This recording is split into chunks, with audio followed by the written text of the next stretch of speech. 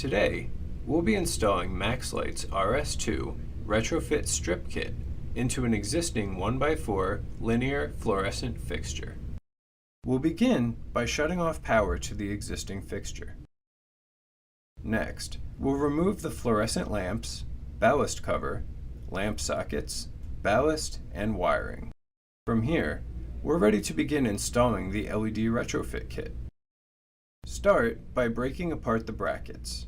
Because we're retrofitting a 1x4 fixture, we'll be using the two smaller end pieces.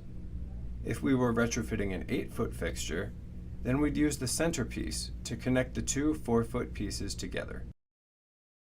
From here, we'll bend one of the bracket pieces over the fixture and secure it in place with the included screws. Once finished, repeat the process on the other end of the fixture. At this point, we can connect the ground wire from the LED retrofit kit to the grounding screw on the original fixture. Proceed by feeding the black and white power supply wires from the retrofit kit through the knockout in the original fixture and position the retrofit kit into the housing.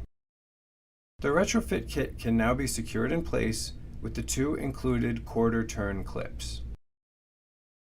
Next, install the lens onto the fixture and make sure your electrical connections have been made correctly.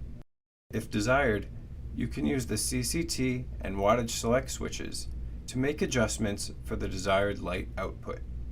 Let's finish up by installing one of MaxLite's CMax basic control nodes.